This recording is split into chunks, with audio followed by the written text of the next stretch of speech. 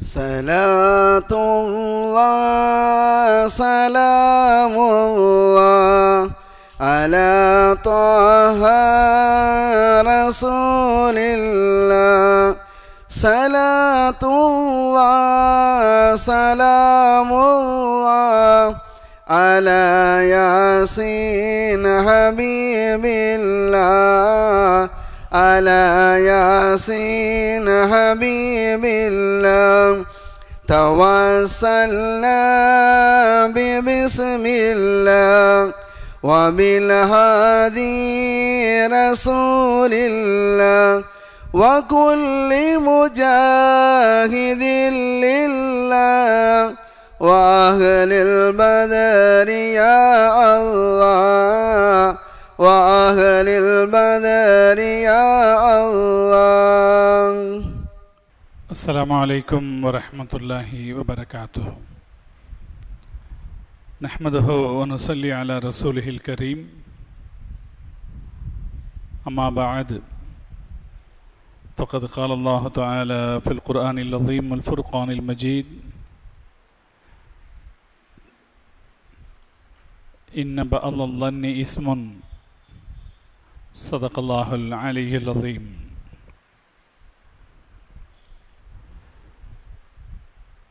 Subhana rabbika rabbil izzati amma yasifun wa salamun alal mursalin walhamdulillahi rabbil alamin. Allahumma salli ala sayyidina Muhammadin wa ala alihi wa ashabihi wa sallim. Allahumma salli ala sayyidina Muhammadin wa ala alihi wa ashabihi wa sallim. Allahumma salli ala sayyidina Muhammadin wa ala alihi wa ashabihi wa sallim. Ayyampettai Anjuman அறிவகத்தின் சார்பில் ஏற்பாடு செய்து நடைபெற்று வரக்கூடிய இஸ்லாமிய வரலாற்று தொடர் சொற்பொழிவு நிகழ்ச்சியினுடைய இந்த அமர்வில் இஸ்லாத்தின் 4வது கலீஃபா அலி இப்னு அபி தாலிப் ரலியல்லாஹு தஆலா அன்ஹு அவர்களுடைய வாழ்க்கை வரலாற்றில் 3வது பகுதியை இன்ஷா அல்லாஹ் இன்றைக்கு நாம் பார்க்க இருக்கிறோம்.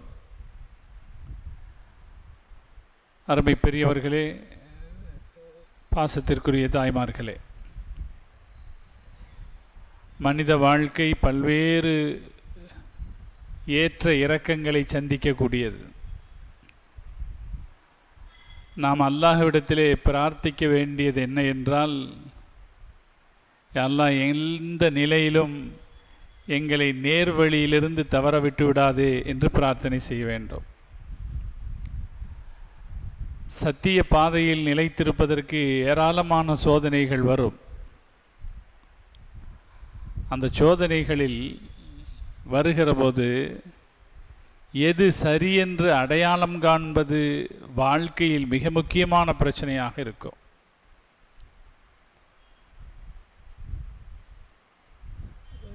இந்த மார்க்கத்தில் ஆதியில் இணைந்த சிறுவர் அலி இப்னு அபி தாலிப் ரலியல்லாஹு தஆலா அன்ஹு. நபி ஸல்லல்லாஹு அலைஹி வஸல்லம் அவர்கள் தன்னுடைய குடும்பத்தாருக்கு விருந்து வைத்து, விருந்தினுடைய கடைசியிலே நான் ஒரு நபி என்று சொன்னபோது விருந்துக்கு வந்தவர்கள் யாரும் ஏற்றுக்கொள்ளவில்லை. ஒரே ஒரு சன்னமான குரல், நான் உங்களை நம்புகிறேன் என்று சொன்னது. அந்த குரலுக்கு சொந்தக்காரர் அலி இப்னு அபி தாலிப் ரலியல்லாஹு தஆலா அன்ஹு. 8 வயதில் அந்த சிறுவர் பெருமானாரை நம்பிக்கை கொண்டு ஈமான் கொண்டதுதான் இஸ்லாத்தில் 2வது ஈமான். கதீஜா நாயகிக்கு அடுத்த ஈமான். ஆனால் அப்படி ஈமான் கொண்ட அந்த சஹாபியை பார்த்து பிற்காலத்தில் இந்த சமூகத்தை சார்ந்த சில பேர் சொன்னார்கள், நீ காஃபிர் என்று சொன்னார்கள், நீங்கள் முஸ்லிம் அல்ல என்று சொன்னார்கள். எவ்வளவு மோசமான பாரதூரமான விளைவு ஏற்பட்டிருக்கிறது. அதனால்தான் நான் சொன்னேன் சகோதரர்களே, பிரச்சனைகள் ஏற்படுவது சகஜம், சச்சரவுகள் ஏற்படுவது சகஜம். ஆனால் அந்த சச்சரவுகளில் ஹிதாயத்து நழுவி போய்விடக்கூடாது. அலி ரலியல்லாஹு தஆலா அன்ஹு அவர்களை பார்த்தே நீங்கள் குர்ஆன் வழி நடக்கவில்லை என்று ஒரு சமூகம் சொன்னதென்றால் அந்த சமூகத்தினுடைய நிலை என்ன, அதனுடைய பரிதாபத்தை என்ன என்று சொல்வது? இந்த வரலாறு நாம் ஆழமாக கவனிக்க வேண்டிய வரலாறு, எல்லா காலத்திலும் நமக்கு தேவைப்படக்கூடிய வரலாறு. இஸ்லாம் அது உருவான காலத்திலிருந்து ஒரு 25 வருடங்களுக்குள்ளாக அன்றைய உலகத்தினுடைய பாதிக்கு மேல் பரவி இருந்த மார்க்கம். முஸ்லிம் சமூகத்தில் ஏற்பட்ட இந்த சச்சரவுகள் மட்டும் இல்லை என்றால் உலகம் முழுக்க இஸ்லாம் பரவி இருக்கும். இந்த சச்சரவுகள் இஸ்லாத்தின் வளர்ச்சியை பெரிய அளவிலே முடக்கி போட்டுவிட்டன. அது மட்டுமல்ல, முஸ்லிம்களை பல கூறாக பிரித்தும் போட்டுவிட்டது. வளர்ச்சி தடைபட்டது ஒரு பக்கம் சோதனை என்றால், சமுதாயம் பிளவு கண்டது இன்னொரு பெரும் சோதனை. இந்த சோதனைக்கு காரணம் என்ன என்றால், தவறான மனிதர்களை சமுதாயம் அடையாளம் கண்டுகொள்ளாமல் போனது. இன்னொரு வார்த்தையில் சொல்வதானால், தவறான மனிதர்களின் போலித்தனமான அரசியல் கோஷங்களுக்கு சமுதாயம் மயங்கி போனது. யாரை எதிர்க்கிறோம்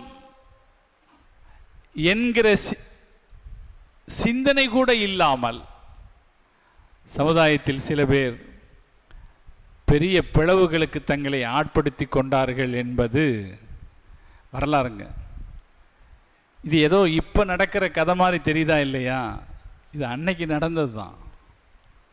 அந்த வரலாறு நமக்கு நினைவில் இருந்திருக்குமானால் இப்போ இவ்வளவு சர்ச்சை ஏற்பட்டிருக்கார். நான் அதனால்தான் இப்போது ரொம்ப கவனமாக இந்த விஷயத்தை கவனிக்க சொல்கிறேன். தவறான மனிதர்களை அடையாளம் கொண்டு கொள்வதில் நாம் பின்னடைந்து விடக்கூடாது. அடையாளம் கண்டு விலகி நிற்க தவறுவோமானால் நிச்சயம் ஆபத்துக்களை சந்திப்போம். அலி ரலியல்லாஹு தஆலாவுடைய வரலாறு அதற்கான சாட்சி. கடந்த வாரம் நான் உங்களோடு அலி ரலியல்லாஹு தஆலாவுடைய வரலாற்றை அவர்களுடைய கூஃபாவின் பயணத்தோடு நிறுத்தினேன். அலி ரலியல்லாஹு தஆலா அவர்கள் ஆட்சிக்கு வந்த உடனே அரசாங்கத்தின் உயர் பொறுப்பில் இருந்த சில பேர் அவருடைய அதிகாரத்தை அங்கீகரிக்க மறுத்தார்கள். உஸ்மான் ரலியல்லாஹு தஆலா அவர்களை கொலை செய்தவர்களை முதலில் பழிவாங்குங்கள், பிறகு பார்த்து கொள்ளலாம் என்றார்கள். அப்படி சொன்னவர்களில் முக்கியமானவர் சிரியாவின் ஆளுநராக இருந்த முஆவியா ரலியல்லாஹு தஆலா. இந்த பேரை ஒரு தடவை சொல்லிக்கிங்க. சில பெயர்கள் புதிதாக இருக்கும், ஒரு தடவை சொல்லிக்கிங்க, வரலாறு பதிவாகிவிடும். முஆவியா ரலியல்லாஹு தஆலா. அலி ரலியல்லாஹு தஆலாவுக்கு எதிராக இருந்த இன்னொரு கவர்னர், எகிப்தினுடைய கவர்னர் அப்துல்லாஹ் இப்னு அபி சரஹ். இன்னும் பல பெரிய சஹாபாக்கள் அலி ரலியல்லாஹு தஆலாவிடத்திலே கோரிக்கை வைத்துக் கொண்டிருந்தார்கள். உஸ்மானை கொலை செய்தவர்களை நீங்கள் உடனடியாக பழிவாங்க வேண்டும். அலி ரலியல்லாஹு தஆலா அவர்களோ முதலில் அரசு நிலைக்கட்டும், உறுதிப்படட்டும், அதை உறுதிப்படுத்துங்கள், பிறகு நாம் பழிவாங்குவோம் என்றார்கள். இந்த சர்ச்சையிலே ஆயிஷா ரலியல்லாஹு தஆலா அவர்களும் ஈடுபட வேண்டிய ஒரு சூழ்நிலை ஏற்பட்டது. ஒரு கட்டத்தில் அலி ரலியல்லாஹு தஆலா அவர்களுக்கும் ஆயிஷா ரலியல்லாஹு தஆலா, தல்ஹா ரலியல்லாஹு தஆலா, ஜுபைர் ரலியல்லாஹு தஆலா போன்ற பெரும் சஹாபாக்கள் கொண்ட ஒரு அணிக்கும் இடையே பசராவில் ஒரு யுத்தம் நடந்தது. அந்த யுத்தத்திற்கு பெயர் ஜமல் யுத்தம். அந்த யுத்தத்தில் 10,000 சஹாபாக்கள் ஷஹீதாக்கப்பட்டார்கள் என்ற வரலாற்றை நாம் படித்தோம். அந்த யுத்தத்தில் அலி ரலியல்லாஹு தஆலா அவர்கள் வெற்றி அடைந்தார்கள். அதற்கு பிறகு பசராவிலே இருந்து அவர்கள் கூஃபாவுக்கு நகர்ந்தார்கள். பசரா கூஃபா என்ற 2 நகரமும் ஈராக் நகரத்தில் இருக்கிற நகரங்கள். உமர் ரலியல்லாஹு தஆலா அவர்கள் உருவாக்கிய நகரங்கள். இராணுவத்திற்காக, அரசாங்கத்தின் தேவைகளுக்காக உமர் ரலியல்லாஹு தஆலா இந்த 2 நகரங்களை உருவாக்கி இருந்தார்கள். இரட்டை நகரங்கள். பசராவிலே இருந்து கூஃபாவுக்கு அலி ரலியல்லாஹு தஆலா செல்லுவதற்கு காரணம், கூஃபாவுடைய சாலை வசதி ரொம்ப மைய பகுதியிலே இருந்தது. எனவே கூஃபாவுக்கு அவர்கள் சென்றார்கள். கூஃபாவை அரசாங்கத்தின் தலைமை இடமாக ஆக்கி கொண்டார்கள். அங்கிருந்து அலி ரலியல்லாஹு தஆலா அவர்கள் இந்த பிரச்சனைக்கு முடிவு கட்டிவிட வேண்டும் என்று நினைக்கிறார்கள். பரந்துபட்ட இஸ்லாமிய சாம்ராஜ்யம், பல லட்சக்கணக்கான மைல்களுக்கு விரிந்து கிடக்கிற இஸ்லாமிய சாம்ராஜ்யம் மீண்டும் ஒரு குடையின் கீழ் கொண்டு வரப்பட வேண்டும் என்பதற்கு முயற்சிக்கிறார்கள். எதிர்ப்பாக இருப்பது சிரியாவிலே இருக்கிற முஆவியா ரலியல்லாஹு தஆலா. எனவே அவரிடத்திலே தூது அனுப்புகிறார்கள். நீங்கள் என் அரசுக்கு கட்டுப்பட்டு வந்து விடுங்கள். பல முறை தூது அனுப்புகிறார்கள், அரசுக்கு கட்டுப்பட்டு வந்து விடுங்கள். முஆவியா ரலியல்லாஹு தஆலா அவர்களோ மிக சாதுரியமாக அவர்கள் பதில் அனுப்புகிறார்கள். நீங்கள் முதலில் உஸ்மான் ரலியல்லாஹு தஆலாவை கொலை செய்தவர்களை பழிவாங்குங்கள், அடுத்து பார்த்து கொள்ளலாம். முஆவியா ரலியல்லாஹு தஆலா அவர்கள் அப்படி சொல்லுவதற்கு காரணம், அவர்களுடைய இரத்தத்தில் ஒரு அரசியல் அரச பரம்பரைக்கான குணம் ஓடிக்கொண்டிருந்தது. முஆவியா ரலியல்லாஹு தஆலா பத்தி கொஞ்சம் வரலாறு கொஞ்சம் பின்னோக்கி பார்க்கலாம். இவர் யார்? இவர் முஆவியா ரலியல்லாஹு தஆலா அபூ சுஃபியானுடைய மகன். அபூ சுஃபியான் ரலியல்லாஹு தஆலானுடைய மகன். அபூ சுஃபியான் ரலியல்லாஹு தஆலா அவர்களுக்கும் ஹிந்தா அம்மையாருக்கும் பிறந்த மகன்.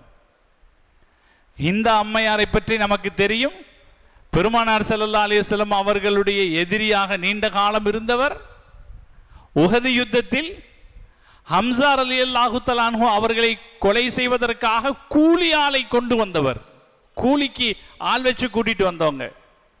ஹம்சா ரலியல்லாஹு தஆலா அவர்கள் கொல்லப்பட்ட பிறகு அவருடைய உடலை வெட்டி இதயத்தை எடுத்து கடித்து துப்பி அவருடைய நரம்புகளை எடுத்து காதுகளுக்கு கம்மலாகவும் மூக்குத்தியாகவும் போட்டுக்கொண்டவர்கள். நீண்ட காலத்திற்கு பிறகு அல்லாஹ் ஹிதாயத்தை கொடுத்தான், இஸ்லாத்திற்கு வந்தார்கள். இந்த ஹிந்தா அம்மையார் அபூ சுஃபியான் ரலியல்லாஹு தஆலாவை திருமணம் செய்வதற்கு முன்னால் வேறொருவரை திருமணம் செய்திருந்தார்கள். ஒரு சந்தர்ப்பத்தில் ஹிந்தா அம்மையாரின் கற்பு விஷயத்தில் அவருடைய கணவன் சந்தேகப்பட்டு விட்டார். அந்த காலத்தில் உயர்குலத்து பெண்களுக்கு அது மிகவும் மரியாதையை பாதிக்கிற விஷயமாக இருந்தது.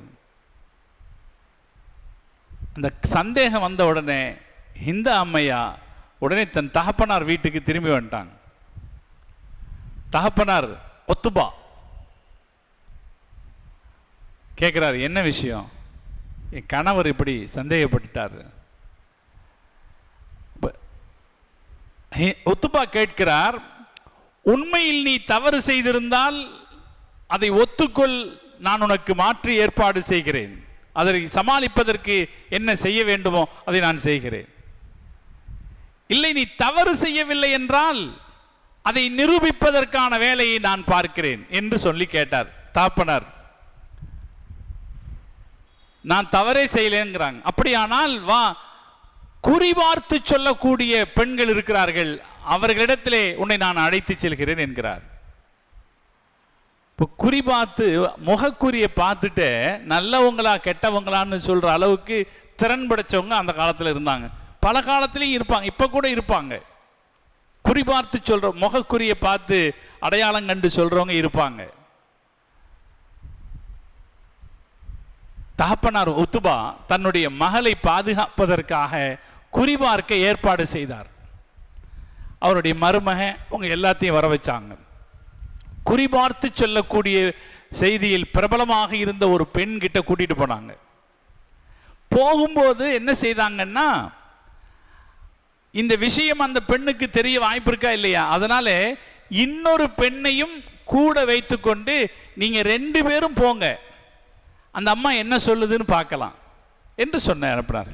யார் என்னன்னு சொல்லாம ஒரு குறிபார்க்கிற பெண்ணிடத்துல இந்த அம்மாவையும் இன்னொரு வேலைக்கார பெண்ணையும் 2 பேருமாக அனுப்பி வச்சாங்க. அந்த குறிபார்க்கிற பெண் வேலைக்கார பெண்ணை பார்த்து ஒன்றும் சொல்லலை. இந்த அம்மாவை பார்த்து நீ நல்ல குணமுள்ளவள் என்று சொல்லிவிட்டு நீ ஒரு அரசனை பெற்றெடுப்பாய் என்று சொன்னாள். தன்னுடைய கற்பு பரிசுத்தப்படுத்தப்பட்டது. அவருக்கு பரிசுத்தமானவள் என்று ஜோசியக்காரி அறிவித்த உடனே அந்த கணவன் ஓடி வந்தான். வந்ததுக்கு இன்னொரு காரணம் என்னன்னா, நீ அரசரை பெற்றெடுப்பாய் என்று அவள் சொன்னது ஒரு காரணம். ஓடி பக்கத்தில் வந்தார். இந்த அம்மையார் சொன்னார், தள்ளிப்போ, வராது, என்னுடைய பரிசுத்தத்தை நிலைநிறுத்துறதுக்காகத்தான் நான் இங்கே வந்தேன், என் பக்கத்தில் வரக்கூடாது, உனக்கு நான் இனி மனைவியாக இருக்க மாட்டேன் என்று சொல்லி விலகிவிட்டார். அதற்கு பிறகு அபூ சுஃபியான் ரலியல்லாஹு தஆலா அன்ஹு அவர்கள் இந்த அம்மாவை திருமணம் செய்தார்கள். இந்த தம்பதிக்கு பிறந்தவர் தான் முஆவியா ரலியல்லாஹு. அதனாலே முஆவியா ரலியல்லாஹு தஆலாவுடைய இயல்பிலேயே ஒரு அதிகார மிடுக்கு இருந்துகிட்டே இருந்துச்சு. அவரிடத்தில் இருந்த இந்த அரசியல் மிடுக்கை பார்த்துத்தான் உமர் ரலியல்லாஹு தஆலா அன்ஹு அவர்கள் அவரை சிரியாவின் ஆளுநராக நியமித்தார்கள். உமர் ரலியல்லாஹு தஆலா அன்ஹு ஒருத்தரை தேர்ந்தெடுக்கிறாங்கன்னா அது நியாயம் இல்லாமல் இருக்காது. உமர் ரலியல்லாஹு தஆலா அன்ஹு தேர்ந்தெடுத்த காரணம் அவரிடத்தில் அந்த அரசியல் ஆற்றல் இருந்தது. அதனால்தான் சிரியாவுக்கு ஆளுநரான உடனே சிரியாவை முழுக்க தன்னுடைய கட்டுப்பாட்டில் அவர் வைத்திருந்தார். ஆளுநராக இருந்தாலும் ஜனாதிபதியை மீறிய ஒரு அதிகாரம் அவரிடத்தில் இருக்கிற அளவுக்கு ஒரு கட்டுப்பாட்டில் அவர் வைத்திருந்தார். அதனால் அலி ரலியல்லாஹு தஆலா அன்ஹு அவரோடு பேசுகிற போது அவர் என்ன சொல்லி அனுப்புகிறார் என்றால், நீங்க முதல்ல உஸ்மானை கொலை செய்தவர்களை பழிவாங்குங்கள், அதுக்கப்புறம் அரசு யாருக்குரியது என்று பார்த்து கொள்ளலாம் என்று சொன்னார். அதற்கு பிறகு அலி ரலியல்லாஹு தஆலா அன்ஹு அவர்கள் மீண்டும் அவரோடு பல முறை பேசி பார்த்தார்கள். பேச்சுவார்த்தையில் திருப்தியான ஒரு முடிவு ஏற்படுவதாக தெரியல. கடைசியில் அலி ரலியல்லாஹு தஆலா அன்ஹு அவர்கள் முடிவு செய்தார்கள், இனி முஆவியாவை எதிர்த்து யுத்தம் செய்வது என்று முடிவு செய்தார்கள். சண்டையிட்டு அவரை கட்டுப்படுத்துவது. அதற்காக நாடு முழுக்க ஆட்களை அனுப்பி இராணுவத்திற்கு ஆள் சேர்த்தார்கள். சுமார் 70,000 பேர்களை கொண்ட ஒரு இராணுவத்தை அவர்கள் தயார் செய்தார்கள். அலி ரலியல்லாஹு தஆலா அன்ஹு இங்கே இராணுவத்தை சேர்க்கிறது ஒரு புதிய இடத்துல. முஆவியா ரலியல்லாஹு தஆலா அன்ஹு ஒரு பெரிய பகுதி நிலப்பரப்பில் இருந்த காரணத்தினாலே அவர் அலி ரலியல்லாஹு தஆலா அன்ஹு படையெடுத்து வருகிற போது அதை எதிர்ப்பதற்காக அவர் ஒரு பெரிய இராணுவத்தை திரட்டினார். அந்த இராணுவத்தில் 90,000 பேர் இருந்தார்கள். இந்த 2 பேரும் ஃபுராத் நதிக்கரையில், ஃபுராத் என்ற ஒரு நதி, டைக்ரிஸ் என்ற ஒரு நதி ஓடுகிறது. டைக்ரிஸ் நதிக்கரையில் சிஃபீன் என்கிற இடத்தில் 1,60,000 முஸ்லிம்கள் எதிரெதிரே சந்தித்து கொண்டார்கள். இஸ்லாமிய வரலாற்றில் முஸ்லிம்கள் எதிரெதிரே சந்தித்து கொள்ளக்கூடிய 2வது பெரு யுத்தம். ஃபுராத் நதிக்கரையில் அந்த யுத்தத்தில் முதலில் முஆவியா ரலியல்லாஹு தஆலா அன்ஹு அவர்களுடைய படை வீரர்கள் இந்த நதிக்கரையின் ஓரத்தை கைப்பற்றிக் கொள்கிறார்கள். அலி ரலியல்லாஹு தஆலா அன்ஹு அவர்களுடைய வீரர்களுக்கு தண்ணீர் கிடைப்பதில் சிக்கல் ஏற்படுகிறது. தண்ணீர் தர மறுக்கிறார்கள். அலி ரலியல்லாஹு தஆலா அன்ஹு அவர்கள் சொல்லி அனுப்புகிறார்கள், தண்ணீர் பொது சொத்து, அதை தர மறுக்க கூடாது, தண்ணீர் தர வேண்டும் என்கிறார்கள். தரக்கூடாதுன்னு இவர் மறுக்கிறாங்க. முஸ்லிம்களுக்கு இடையே இந்த போராட்டம் நடக்கிறது. யுத்த களத்தில் உயிர் போராடி கொண்டிருக்கிற நிலையில் தன்னுடைய உயிருக்கு தேவையான கடைசி சொட்டு தண்ணீரை கூட தனக்கு வேண்டாம் என்று பிறருக்கு விட்டு கொடுத்த சமுதாயம் இது இல்லையா? இந்த சமுதாயத்தில் தண்ணீர் தரம் இருக்கிறது. முஆவியா ரலியல்லாஹு தஆலா அன்ஹு கூட அவருக்கு பக்க பலமாக இருந்தவர் அம்ர் இப்னுல் ஆஸ் ரலியல்லாஹு தஆலா அன்ஹு. இவங்க பேரையும் ஞாபகத்தில் வைத்துக் கொள்ளுங்கள்.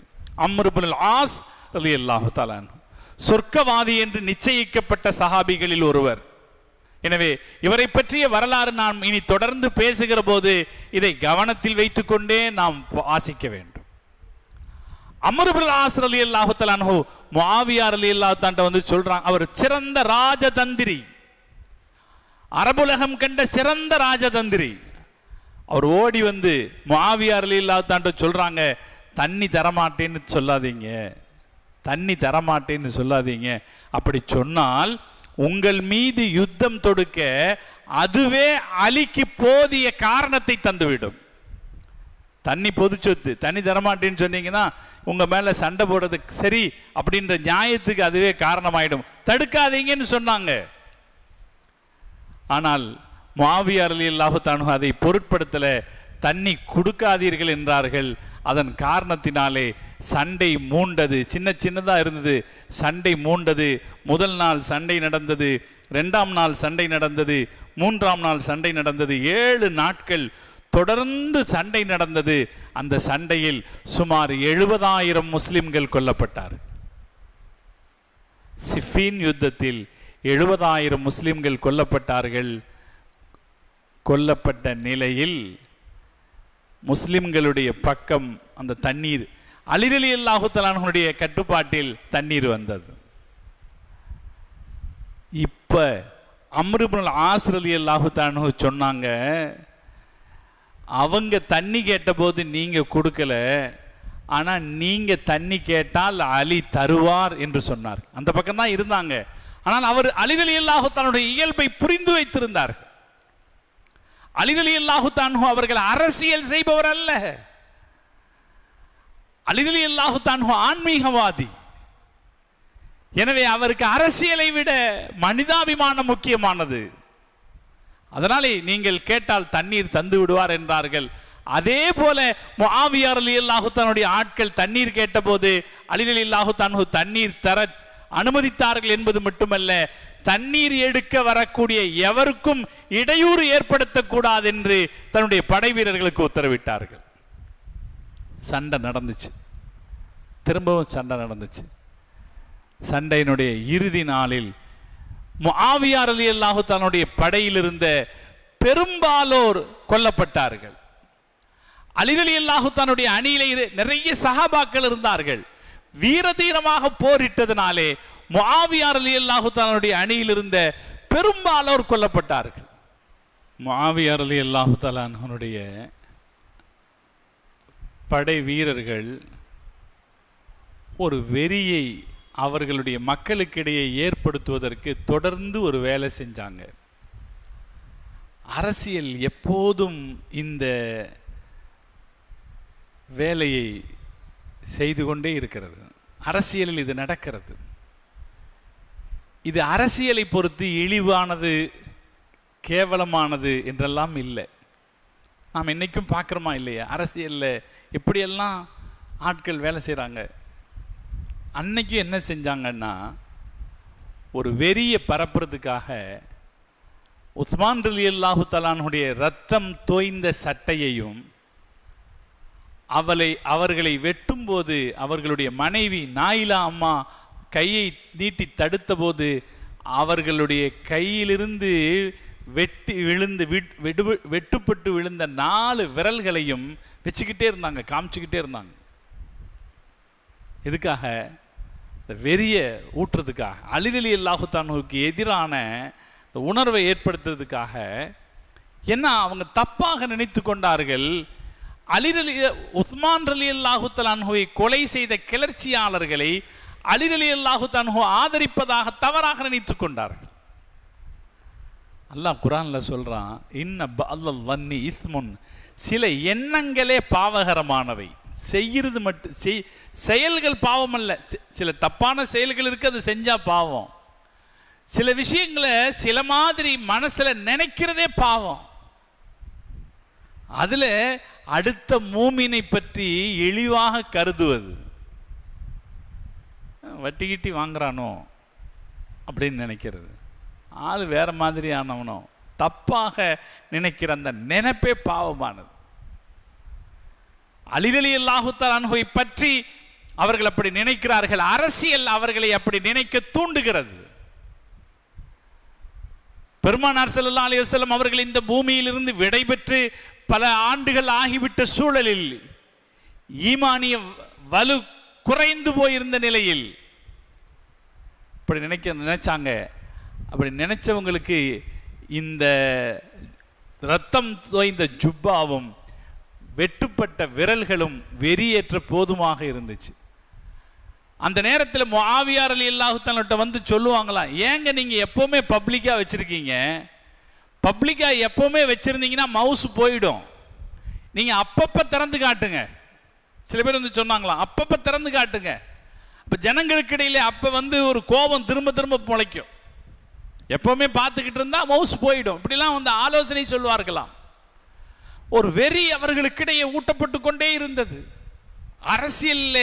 அரசியலுக்கு அப்படி ஒரு குணம் இருக்கிறது. வெறி ஊட்டப்பட்டு கொண்டிருக்கிற சூழ்நிலையில் அலி ரலியல்லாஹு தஆலா அன்ஹு அவர்கள் மிக நிதானமாக இருந்தார்கள். போர்க்களங்களில் உள்ளே நுழைந்து தைரியமாக முஆவியா ரலியல்லாஹு தஆலாவுடைய ஆட்கள் இருக்கிற கூடாரம் வரைக்கும் செல்வார்கள். சண்டை வேண்டாம், நிறுத்திக்குவோம் என்று சொல்வார்கள். அவர்களை கண்டு உட்கார்ந்திருப்பவர்கள் எழுந்திருக்க மாட்டார்கள்.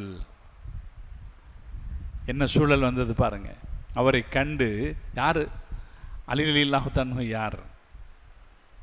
யோசிக்கணுமா இல்லையா?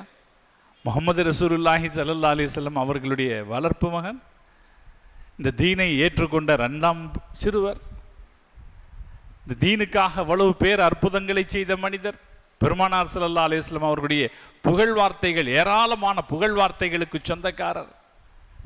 அவரை கண்டு எழுந்திருக்காம பேசாம இருப்பாங்க. அலி ரலியல்லாஹு தஆலா அவர்கள் திரும்பி வந்து விடுவார்கள். இந்த நேரத்தில் திரும்ப சண்டை நடக்கு.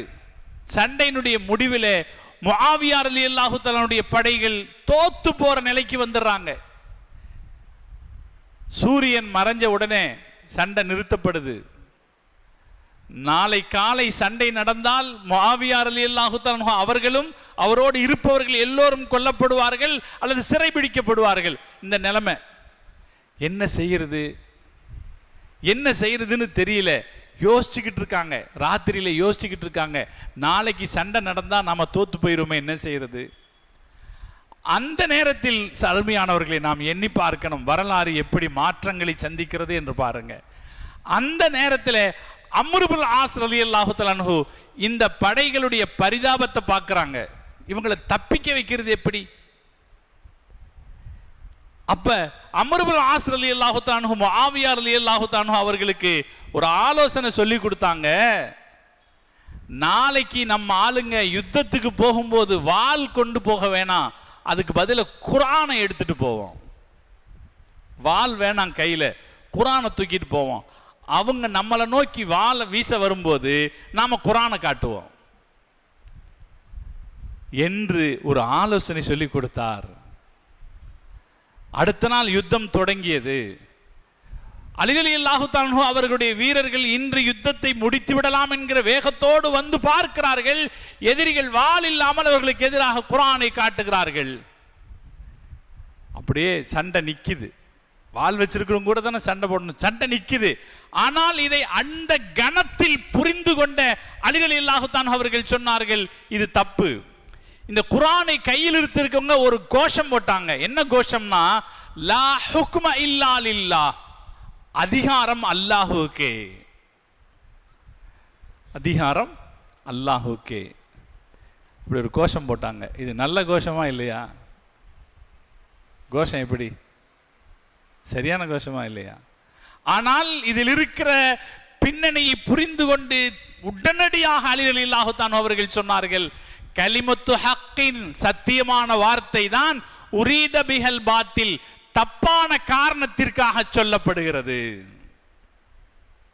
நல்ல வார்த்தை தான். அலி ரலியல்லாஹு தன்னுடைய தீட்சணியத்தை பாருங்க, நல்ல வார்த்தை தான், ஆனால் தப்பான காரணத்திற்காக சொல்லப்படுகிறது. எனவே எப்போதும் வார்த்தைகளையும் கோஷங்களையும் மட்டும் பார்க்க கூடாது.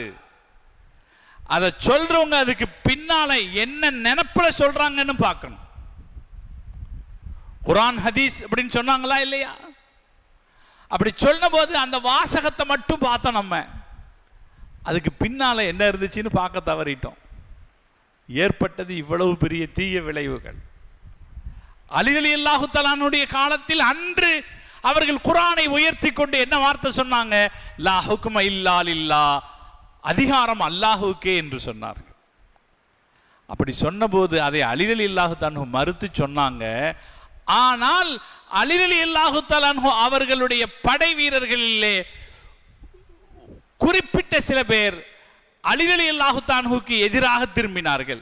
ஒரு சின்ன மாற்றம் அங்கே நடக்கிறது.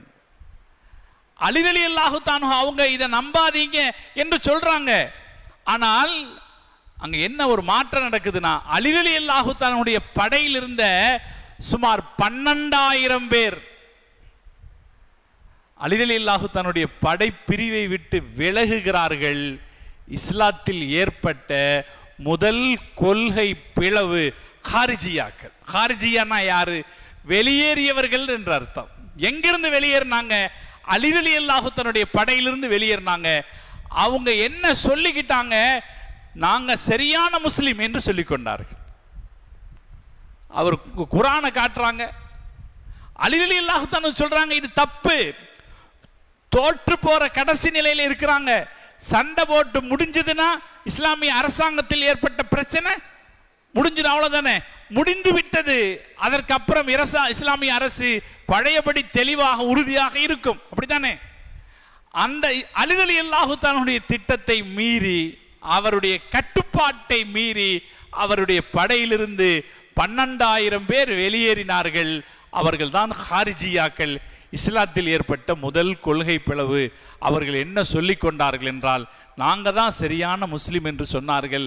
அலி ரலியல்லாஹு தஆலாவை பார்த்து குர்ஆனுக்கு எதிராக செல்பவர்கள் என்று சொன்னார்கள். சமுதாயம் யோசிக்க வேண்டும். எப்போதுமே வாதம் பண்றவனுக்கு ஒரு காரணம் இருந்துகிட்டே இருக்கும். வாதம் பண்றான் பாருங்க, தர்க்கவாதம் பண்றான் பாருங்க, ஏதாவது ஒரு காரணம் சொல்லிக்கிட்டே இருப்பான். காரணம் இல்லாம இருக்காது. அந்த மாதிரி இவங்களுக்கு ஒரு காரணம்.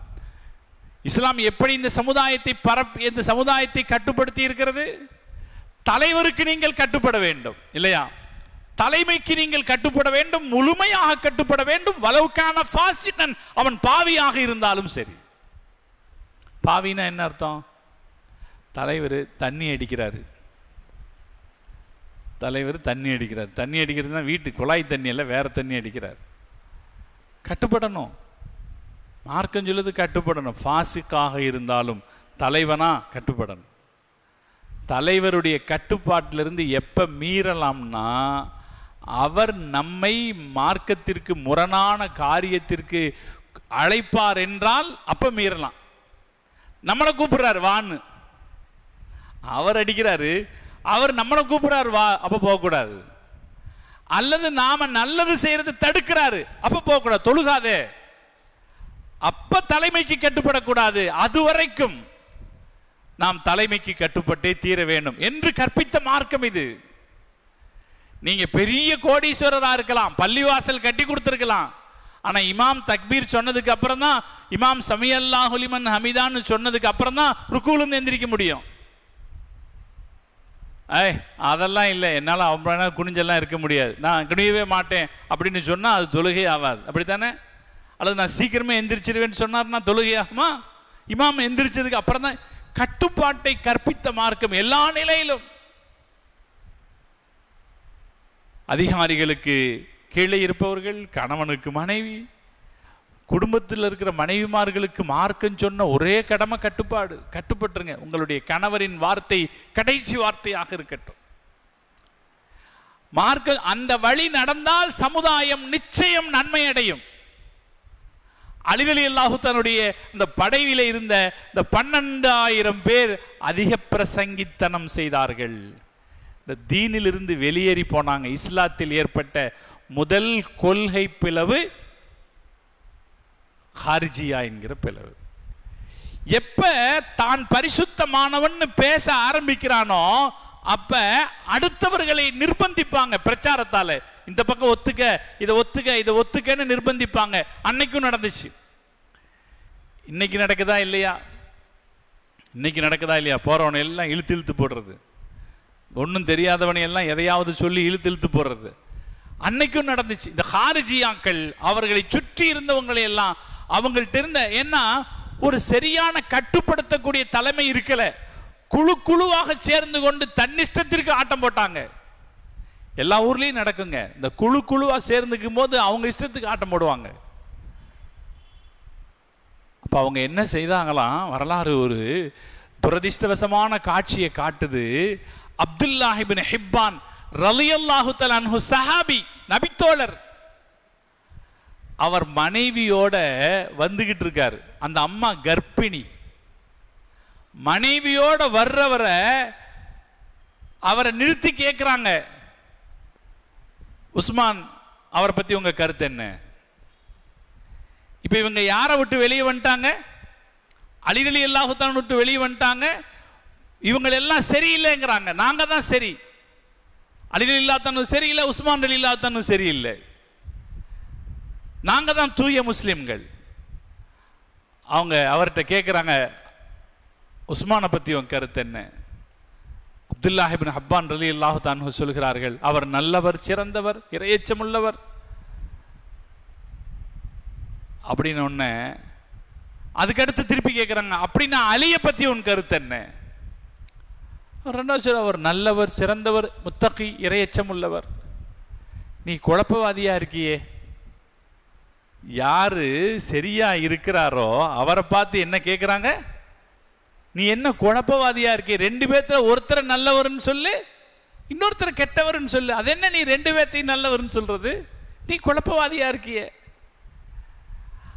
யார் குழப்பவாதிகளோ அவர்கள் அந்த புனித சஹாபியை குழப்பவாதி என்றார்கள். வரலாறு எப்படி காட்சிகளை பார்த்திருக்கிறது. அவரை ஃபுராத் டைகிரிஸ் நதிக்கரைக்கு அழைத்து சென்று நதியின் கரையிலே வெட்டி கொலை செய்தார்கள். அவருடைய மனைவி, கர்ப்பிணி மனைவியையும் கொலை செய்தார்கள். எதனால்? தங்களுடைய கருத்தை ஏற்றுக்கொள்ளவில்லை என்கிற காரணத்தினால் கொலை செய்தார்கள். யார் தங்களை தூய முஸ்லிம் என்று பேசிக் கொள்கிறார்களோ அவர்கள் எல்லோரும் வரலாற்றில் காலம் காலமாக செய்து வந்த நடைமுறை இது. அடிதடி, அடாவடி. இந்த சூழலில் அலி ரலியல்லாஹு தஆலா அவங்க இந்த செய்தியை கேட்டு ரொம்ப கொதிச்சு போயிட்டாங்க. அதனால ஒரு முடிவு செஞ்சாங்க, இப்ப முஆவியா ரலியல்லாஹு தஆலாவை விட மோசமான ஆளுங்க யார் தான்? இந்த ஹாரிஜியாக்கள் தான். அதனால இவனுங்க எங்க இருக்கிறாங்கன்னு தேடினாங்க. இவர்கள் எல்லாம் நஹரவான் என்கிற ஊரில் அவர்கள் ஒன்னா சேர்ந்திருந்தாங்க, நஹரவான். எனவே அலி ரலியல்லாஹு தஆலா தன்னுடைய படைகளை அழைத்து கொண்டு நஹரவானுக்கு வந்தார்கள். மிக கடுமையான ஒரு யுத்தம் நடந்தது. அந்த யுத்தத்தில் பெரும்பாலான ஹாரிஜியாக்களை கொன்று குவித்தார்கள். யாரெல்லாம் ஹாரிஜியா இருந்தாங்களோ அவங்க எல்லாத்தையும் கொன்று குவிச்சாங்க. பெரிய முஸ்லிம்னு சொல்லிக்கிட்டான், அவன் தூய முஸ்லிம்னு சொல்லிக்கிட்டான். ஒரு ஆளு பாவம் செஞ்சா காஃபிர் ஆயிட்டான்னா, ஒரு ஆளு பாவம் செஞ்சா காஃபிர் ஆயிட்டான. பாவம்னா என்ன? ஒரு ஆளு தண்ணி அடிச்சாருன்னா காஃபிர் ஆயிட்டார். தன்னை அவ்வளவு தூய முஸ்லிம்னு பேசிக்கிட்டான். ஆனா அது இஸ்லாம் அல்ல. அது அவர்களுக்குள்ளாக உருவாக்கி கொண்ட இஸ்லாம், தான் தோன்றித்தனமான இஸ்லாம். வரலாறு எவ்வளவு தெளிவா நமக்கு வாழ்க்கையை காட்டுது பாருங்க. இஸ்லாம்னா என்னதுங்க? இஸ்லாம் என்ன சொல்லுச்சோ அதுதான் இஸ்லாம், இல்லையா? மார்க்க என்ன சொல்லுச்சோ அதை அப்படியே ஏத்துக்கிறதுக்கு பேர் தான் இஸ்லாமை தவிர நாம நம்ம இஷ்டத்துக்கு நடக்கிறதுக்கு பேர் இஸ்லாம் அல்ல. அப்துல்லாஹ் ஒரு சின்ன விளக்கம் இடையில கேட்டுக்குங்க. இந்த கருத்தை மனசுல பதிஞ்சு செஞ்சுங்க. நாம எதை நினைக்கிறோமோ அதுக்கு பேர் இஸ்லாம் அல்ல. எது இஸ்லாமோ அதை அப்படியே ஏத்துக்கிறதுக்கு பேர் தான் இஸ்லாம். ஒரு உதாரணம், அப்துல்லாஹ் இப்னு ரவாஹா ரலியல்லாஹு தஆலா அன்ஹு. நபி ஸல்லல்லாஹு அலைஹி வஸல்லம் அவரை சொல்றாங்க, ஒரு யுத்தத்துக்கு அனுப்பி வைக்கிறாங்க, மூத்தா யுத்தத்துக்கு அனுப்பி வைக்கும்போது சொல்றாங்க, ஸைத் இப்னு ஹாரிஸா கொல்லப்பட்டால் அப்துல்லாஹ் இப்னு ரவாஹா தலைவராக இருப்பார். அப்துல்லாஹ் இப்னு ரவாஹா கொல்லப்பட்டால் ஜாஃபர் இப்னு அபி தாலிப் தலைவராக இருப்பார் அப்படின்னு சொல்லி அனுப்புறாங்க. பெருமானாருடைய பழக்கம் இல்லை இப்படி சொல்றது. யாரையாவது ஒருத்தர் தலைவராக அனுப்பி போயிட்டு வாங்கன்னு அனுப்பி விடுறது தான் பழக்கம். ஆனால் இந்த தடவை இப்படி சொன்னாங்க. கொல்லப்பட்டால் என்று ரசூலுல்லாஹ் சொல்லிட்டா என்ன அர்த்தம்? இது யாருக்கு தெரியுது? அப்துல்லாஹ் இப்னு ரவாஹா ரலியல்லாஹு தஆலாவுக்கு தெரியுது. இனி நாம போனால் திரும்பி வர போறதில்லைன்னு தெரியுது. எனவே அதுக்கு தயாராக கிளம்புறார். ஸல்லல்லாஹு அலைஹி வஸல்லம் பழக்கம் எப்போதுமே படைகளை அனுப்புகிற போது வியாழக்கிழமை அனுப்பி வைப்பார்கள். அப்துல்லாஹ் இப்னு ரவாஹா அந்த படைகளையும் மூத்தா யுத்தத்திற்கு வியாழக்கிழமை அனுப்பி வச்சாங்க. அப்துல்லாஹ் இப்னு ரவாஹா நினைக்கிறாரு, நான் மௌத்தாக போறேன், கடைசியா ஒரு ஜும்மாவை ரசூலுல்லாஹ் பின்னாடி நின்று தொழுதரலாம், நாளைக்கு காலை எங்கிட்ட வேகமா போற குதிரை இருக்கு, அதனால ரசூல் ஸல்லல்லாஹு அலைஹி வஸல்லம் பின்னால நின்று தொழுதுட்டு நான் போறேன். ஏன்னா இந்த 3 பேருக்கு என்ன தெரிஞ்சு போச்சு? இந்த 3 பேருக்குமே மௌத்தா போவோன்னு தெரிஞ்சு போச்சு. ஜாஃபர் இப்னு அபி தாலிப் ரலியல்லாஹு தஆலா அன்ஹு ரசூலுல்லாஹ் சொன்னாங்களே, இந்த யுத்தத்தில் 3ஆவதா சொன்னாங்களே, அவர் யுத்தத்துக்கு வரும்போது நோன்பு வச்சுட்டு வந்தார். ஏன்னா நான் மௌத்தா போது நோன்பா இருக்கணுங்கிறதுனால. அதனால இது உறுதியா தெரிஞ்சதுனால அப்துல்லாஹ் இப்னு ரவாஹா ரலியல்லாஹு தஆலா அன்ஹு நினைக்கிறாரு, கொஞ்ச நேரம் தாமதிச்சு காலையில் ஜும்மாவை தொழுதுட்டு போயிடலாம். நபிக்கு பின்னால ஜும்மா தொழுகிறது எவ்வளவு பாக்கியம், தொழுதுட்டு போயிடலான்னு நினைக்கிறாரு. பெருமானார் ஸல்லல்லாஹு அலைஹி வஸல்லம் அவர்களுக்கு பின்னால் நின்று தொழுகிறார். ஸல்லல்லாஹு அலைஹி வஸல்லம் அவர்களுடைய கண்ணில் பட்டுறார். தொழுது முடிச்சு ஸல்லல்லாஹு அலைஹி வஸல்லம் திரும்பினாங்க, அவங்க கண்ணில் பட்டுறார். ஸல்லல்லாஹு அலைஹி வஸல்லம் அவரை கூப்பிட்டு, உங்களை நான் நேத்தே போக சொன்னேன்றாங்க. அப்துல்லாஹ் இப்னு ரவாஹா ரலியல்லாஹு தஆலா அன்ஹு சொன்னாங்க, யா ரசூலல்லாஹ், என்கிட்ட வேகமாக போகிற குதிரை இருக்கு, உங்கள் பின்னால் நின்று ஜும்மா தொழுதுட்டு போயிடலாம் அப்படிங்கிறதுக்காக நான் நின்னேன்னு சொன்னார். அப்போது நபி ஸல்லல்லாஹு அலைஹி வஸல்லம் அவர்கள் சொன்னார்கள், அப்துல்லா, மற்றவர்களெல்லாம் காலையில் சொர்க்கத்திற்குள் நுழைவார்கள் என்றால் நீ மதியம்தான் சொர்க்கத்திற்கு செல்வாய் என்று சொன்னார். அவர் என்னங்க தப்பு செய்தார்? நபி ஸல்லல்லாஹு அலைஹி வஸல்லம் கூட நின்று ஜும்மா தொழுகிறோம்னு நினைச்சாரு. மௌத்தாயிருவோன்னு உறுதியாக தெரிஞ்சு போச்சு. ரசூலுல்லாஹ் கூட நின்று ஜும்மா தொழுவோன்னு நினைச்சாரு. ஆனால் அவருக்கு பெருமானார் ஸல்லல்லாஹு அலைஹி வஸல்லம் அவர்கள் சொன்ன வார்த்தை என்னன்னா, தீன் என்பது உங்கள் விருப்பத்திற்கேற்ப நடப்பதல்ல, அல்லாஹ் ரசூல் சொன்னதற்கேற்ப நடப்பது. அல்லாஹ் ரசூல் என்ன சொன்னாங்களோ அதை செய்யுது. எனவே அலி ரலியல்லாஹு தஆலாவுடைய படையில இருந்த அவர்கள் அவங்களுக்கு ஒரு மார்க்கத்தை உருவாக்கிக்கிட்டாங்க. அல்லாஹ் ரசூல் சொன்னதுக்கு கட்டுப்படல, தலைவருக்கு கட்டுப்பட வேண்டும் என்று பெருமானார் ஸல்லல்லாஹு அலைஹி வஸல்லம் சொன்ன வார்த்தைக்கு கட்டுப்படாம தலைவருக்கு எதிராக தான் தோன்றித்தனமான ஒரு சிந்தனையை உருவாக்கி நாங்க தூய முஸ்லிம்கள்னு சொல்லி ஒரு கொள்கையை நிறுவினார்கள். அதனாலே பலத்த சேதம் முஸ்லிம்களுக்கு ஏற்பட்டது. முடிவு காண இருந்த இடத்தில், சிஃபின் யுத்தத்தில் முடிவு காண இருந்த இடத்தில் குழப்பம் ஏற்பட்டது. அலி ரலியல்லாஹு தஆலா யுத்தத்தை அந்த இடத்துல நிறுத்திட்டு இவனுக்கு தான் மோசமான ஆளுகன்ற நினைச்சு இவர்களை நோக்கி திரும்பி வந்தார்கள். ஹாரிஜியாக்களை கொன்றொழித்தார்கள். ஆனாலும் அங்கே சில பேர் தப்பித்து கொண்டார்கள். எதிரிகளை அழிக்கிற போது துடைத்தெறிந்து விட வேண்டும், விட்டு வைக்கக்கூடாது. வரலாற்றில் நிறைய பாடம் இருக்குது. அந்த இடத்துல அலி ரலியல்லாஹு தஆலா கொலை செய்கிற ஆள் கிடையாது, சமூகத்தை காப்பாற்றுறதுக்காக அவங்களுடைய குழப்பத்தை நிறுத்துறதுக்காக யுத்தம் நடத்தி அழிச்சாங்களே தவிர சில பேர் தப்பிச்சுட்டு போனதை அவங்க பெருசா நினைக்கல. அதற்கு பிறகு இந்த 2 படைகளும், முஆவியா ரலியல்லாஹு தன்னுடைய படை, அலி ரலியல்லாஹு தன்னுடைய படை, இந்த 2 பேரும் பேசி ஒரு முடிவுக்கு வரலாம் என்று வந்தாங்க. என்ன முடிவுன்னா, அலி ரலியல்லாஹு தன்னுடைய படையிலிருந்து ஒருத்தர், முஆவியா ரலியல்லாஹு தன்னுடைய படையிலிருந்து ஒருத்தர், 2 மத்தியஸ்தர்கள், 2 மத்தியஸ்தர்களை நியமிச்சு அந்த நடுவர்கள் சொல்ற மாதிரி நடந்துக்கிறது. எனவே ஒரு நடுவர் நீதிமன்றத்தை ஏற்படுத்துறாங்க. அதுக்கு முஆவியா ரலியல்லாஹு தஆலா தன்னுடைய தரப்பில் இருந்து அவருக்கு நம்பிக்கையான அம்ர் இப்னுல் ஆஸ் ரலியல்லாஹு தஆலா கொடுத்துறாங்க. அது டிசைட் ஆயிடுது. அலி ரலியல்லாஹு தஆலா தன்னுடைய தரப்பிலிருந்து யாரை கொடுக்கலாம் என்று பேச்சு வருகிற போது தன்னுடைய படை வீரர்களிடத்தில் சொல்கிறார்கள், இப்னு அப்பாஸ் ரலியல்லாஹு தஆலாவை தரலாம் என்கிறார்கள். சகோதரர்களே, அங்கே என்ன விபரீதம் நடக்குதுன்னா, அவருடைய படையில் இருப்பவர்களே அதை எதிர்க்கிறார்கள். இப்னு அப்பாஸ் வேண்டாம், அவர் உங்க சொந்தக்காரரு. மக்களிடத்திலே நம்பிக்கை இல்லாமல் போய்விடுகிறது. இதுதான் பலகீனம். மக்களிடத்திலே நம்பிக்கை, யார் மீது எந்த அளவு நம்பிக்கை வைக்க வேண்டுமோ அந்த நம்பிக்கை, புனிதங்களின் மீதான நம்பிக்கை எடுபடுகிற போது சமுதாயத்தில் இத்தகைய பிரச்சனைகள் நிலவும். எது புனிதமோ அதன் மீதான நம்பிக்கை நிலைக்கணும்.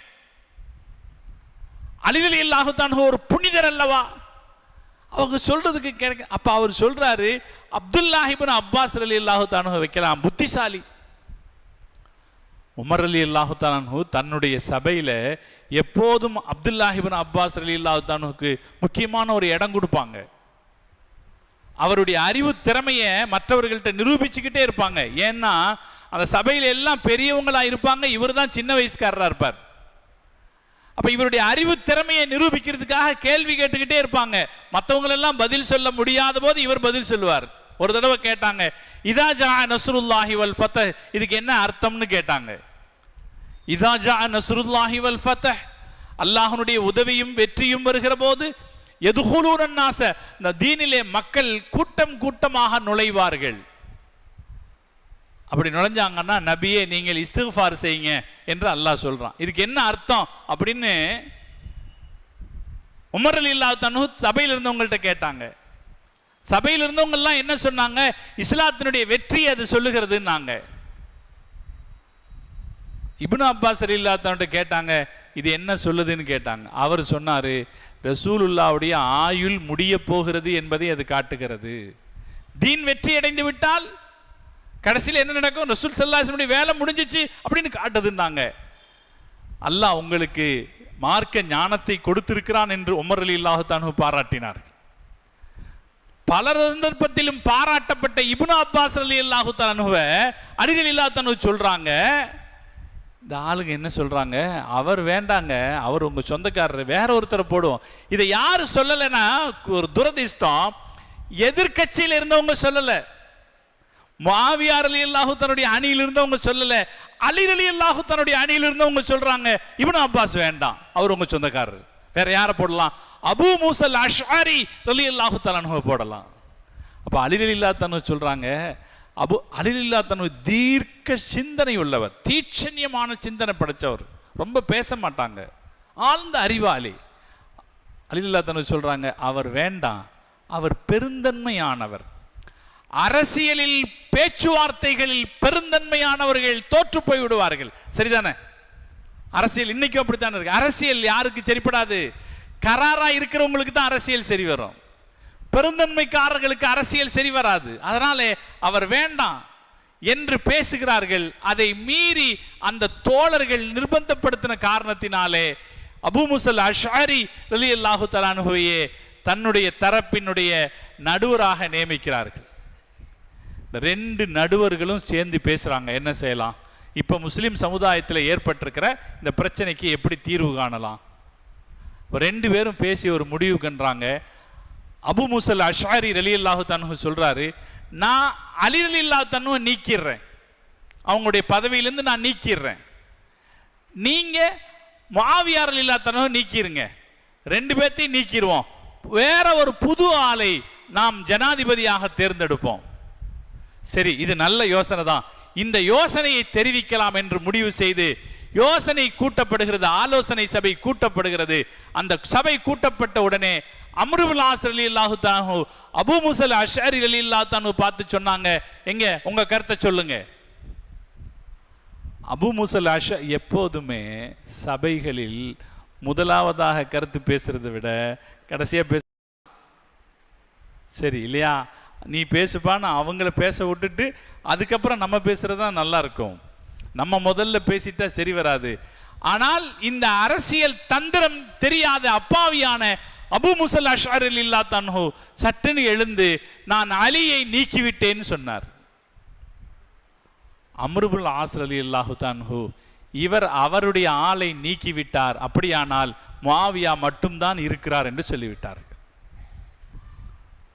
அப்படி சொன்ன உடனே பெரிய சலசலப்பு ஏற்பட்டு அது ஒரு தீர்வு காணப்படாமல் அந்த கூட்டம் குழப்பத்தில் முடிவடைந்தது.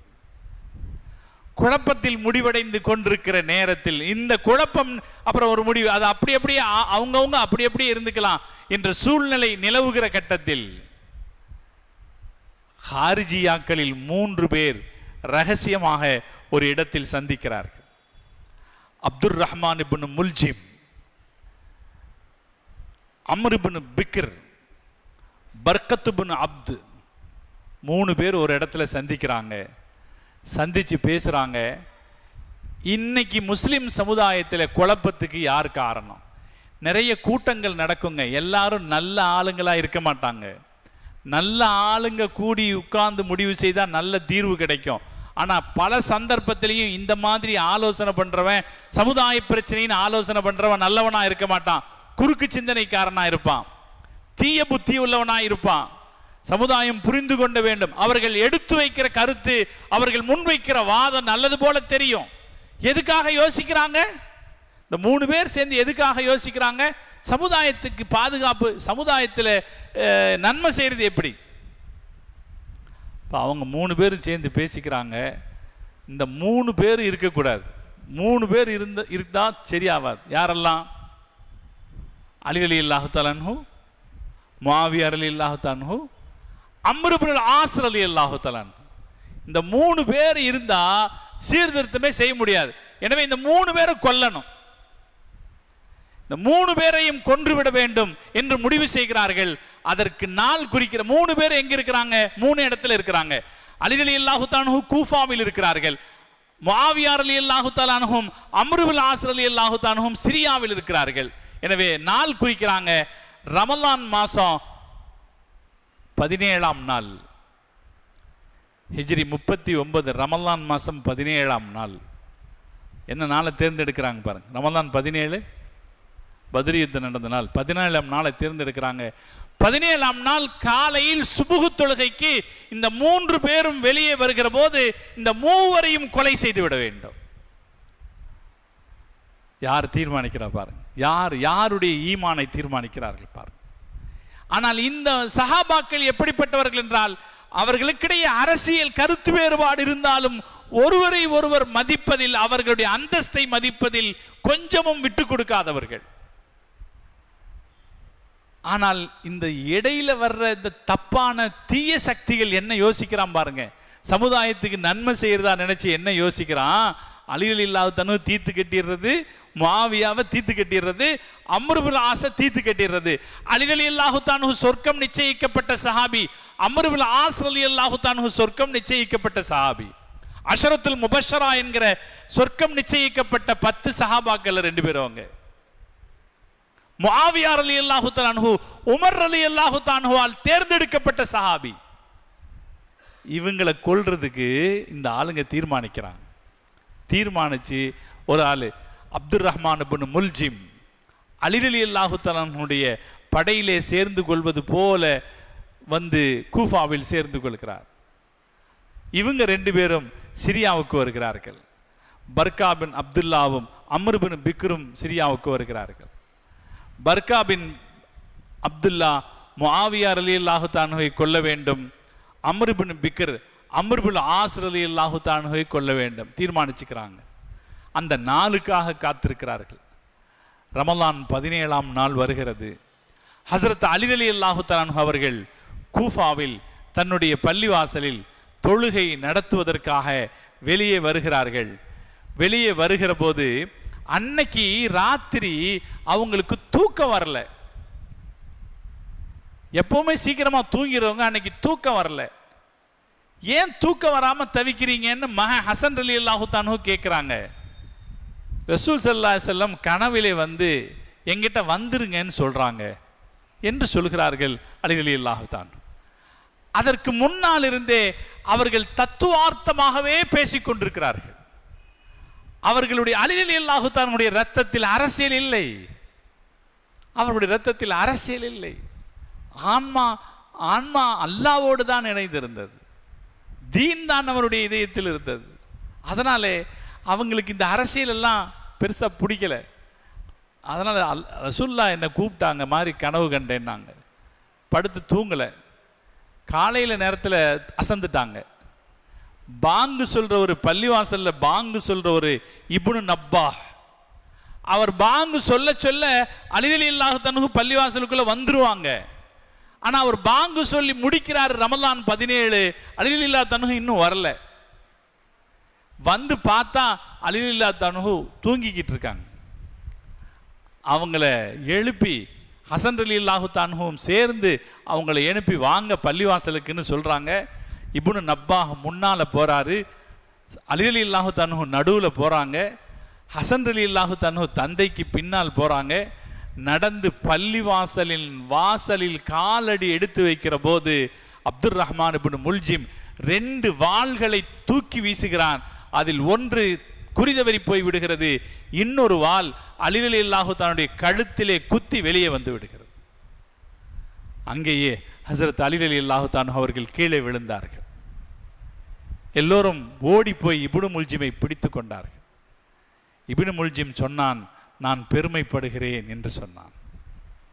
அலி ரலியல்லாஹு தஆலாவை கொலை செய்துவிட்டு குத்திவிட்டு அவருக்கு முன்னால் வந்து நின்று கொண்டவன் சொன்னான், நான் உங்களை கொன்றதற்காக குத்தியதற்காக பெருமைப்படுகிறேன். எவ்வளவு தப்பான மனிதர்கள் வரலாற்றில் வாழ்ந்திருக்கிறார்கள். நல்லவர்கள் என்று தங்களை தாங்களே கற்பனை செய்து கொண்டு நாம் பார்க்கிறோம். இன்னைக்கும் என்ன நடக்கு? நல்லவர்கள் என்று, பக்தியாளர்கள் என்று, உண்மையான முஸ்லிம்கள் என்று, தூய முஸ்லிம்கள் என்று தங்களை தாங்களே கற்பனை செய்து கொண்டு அக்கிரமமான அக்கோரமான தீனுக்கு புறம்பான நடவடிக்கைகளில் ஈடுபடக்கூடியவர்கள். சொல்றான், நான் பெருமை அடைக்கிறேன். தந்தைக்கு எதிராக செயல்படுற மகன் சொல்றான், நான் பெருமைப்படுறேன். ஒரு பையன் அவங்க அத்தாட்ட போய் கேட்குறான், 20,000 ரூபாய் ஸ்டாம்பில் எனக்கு எழுதி கொடுங்க, நீங்கள் மௌத்தானா நான் தான் தொழுது வைக்கணும்னு எழுதி கொடுங்கன்னு கேட்குறானா. இது நடந்தது. தந்தை நீண்ட காலம் வாழணும்னு நினைக்கிற பிள்ளைங்களை தானே பார்த்துருப்போம். இப்போ இன்றைக்கி உள்ள காலம் அப்படி. நான் பள்ளிவாசல்களில் தொழுகிறதுக்கு அனுமதிக்கிறது இல்லையல்லவா, அதனால் 20 ரூபா ஸ்டாம்பில் எழுதி கொடுங்கன்னு கேட்டானா. அப்போ அந்த தகப்பனார் சொன்னாராம், எப்போ நீ முந்தி நான் முந்தின்னு யாருக்குப்பா தெரியும், அல்லாஹ்வுக்கு அல்லவா தெரியும்னு சொன்னாராம். காலம் எப்படி இருக்குது? தப்பான கொள்கைகள் இதயத்தில் இடம் பிடிக்கிற போது அது எந்த அக்கிரமத்திற்கும் இழுத்து செல்லும். அதனால்தான் நான் இந்த உரையை தொடங்குகிற போது உங்களிடத்திலே சொன்னேன், அல்லாஹ்விடத்தில் ஹிதாயத்தை நாம் கேட்க வேண்டும். எந்த சிக்கல் வரலாம், வாழ்க்கையில மேடு பள்ளங்கள் இருக்கலாம், ஆனால் ஹிதாயத்து தவறி போய்விடக்கூடாது.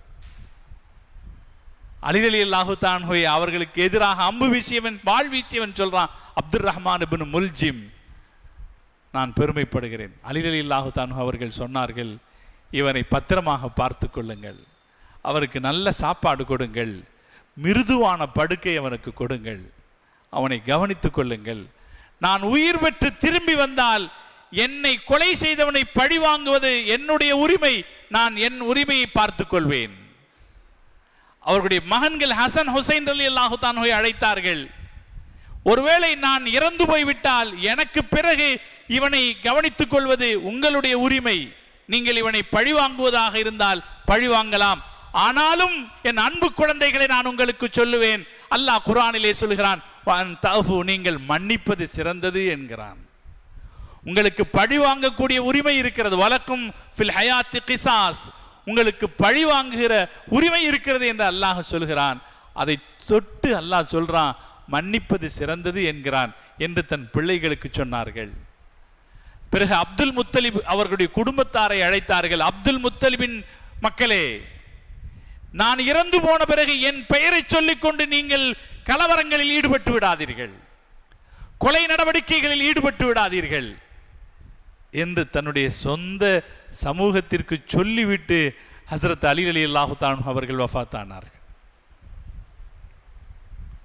அவர்களுடைய 64வது வயதில் வஃபாத்தானார்கள். இதே அன்னைக்கு அம்ர் இப்னு ஆஸ் ரலியல்லாஹு தஆலா அன்ஹு அன்னைக்கு அவர் வெளியே வரல. அவர் வயிற்றுல ஏதோ வயிற்றுக்கோளாறாக இருந்துச்சுன்றதுனால அவர் தொழுகை வைக்க வராம ஹாரிஜா என்ற ஒரு நபரை தொழுகை வைக்க அனுப்புனாங்க. அவர் தான் அம்ர் இப்னு ஆஸ்ன்னு நினைச்சிட்டு அவரை குத்த வந்தவன் ஹாரிஜாவை குத்திட்டு போயிட்டான். அம்ர் இப்னு ஆஸ் தப்பிச்சுக்கிட்டார். முஆவியா ரலியல்லாஹு தஆலா அன்ஹு அவர் தொழுகைக்காக வரும்போது அவரை நோக்கி ஒருத்தன் அம்பு வீசினான், ஒருத்தன் வாள் வீசினான். ஆனால் அது குறிதவறி கீழே விழுந்துருச்சு. பாதுகாப்பு வீரர்கள் இருந்ததனாலே உடனே அவரை போய் பிடித்து கொண்டார்கள். பர்கா, அவரை கொள்ள வந்தவன் பர்கா, பிடித்து கொண்டார்கள். பிடிச்சிட்டு வந்த உடனே நீ யார் என்று கேட்கும்போது அவன் சொன்னான், அந்த இடத்துல என்ன பிடிச்சிட்டீங்க, நீங்க தப்பிச்சிட்டீங்க, நீங்கள் தப்பிச்சிட்டீங்க, ஆனாலும் உங்களுக்கு நான் ஒரு நல்ல செய்தி சொல்லுவேன். அவன் சொல்றான், பர்கா சொல்றான், உங்களுக்கு நான் ஒரு நல்ல செய்தி சொல்லுவேன், உங்க எதிரி அலி இப்போது கொல்லப்பட்டிருப்பார் என்று அவன் சொன்னான். உங்க எதிரி அலி இப்போது நான் கொல்லப்பட்டிருப்பார், நாங்கள் பலர் சேர்ந்து திட்டம் போட்டோம், அவர் கொல்லப்பட்டிருப்பார் என்று சொன்னபோது அருமை சகோதரர்களே, முஆவியா ரலியல்லாஹு தஆலா அவர்கள் சொன்னார்கள், நிச்சயம் அப்படி நடக்காது. எப்படி அல்லாஹ் என்னை பாதுகாத்தானோ, உன்னுடைய சதித்திட்டத்திலிருந்து எப்படி அல்லாஹ் என்னை பாதுகாப்பானோ, அதே போல அலியை நிச்சயம் அல்லாஹ் பாதுகாப்பான் என்று முஆவியா ரலியல்லாஹு தஆலா சொன்னார்கள் என்பது வரலாறு. அப்படியானால் இந்த சஹாபாக்களின் உள்ளம் எப்படிப்பட்டது? கருத்து வேறுபாடுகள் இருந்தது, அது சண்டை வரை வளர்ந்தது, யுத்தமாக தொடர்ந்தது. என்றாலும் அந்த சஹாபாக்களின் ஒருவர் உள்ளத்திலே ஒருவரை பற்றிய மரியாதை எந்த அளவுக்கு இருந்தது. ஆனால் இந்த சமூகத்தில் பின்னால் வந்தவர்கள், தங்களை தூயவர்கள் என்று சொல்லிக் கொண்டவர்கள் சஹாபாக்களை பற்றி என்ன நினைத்தார்கள்?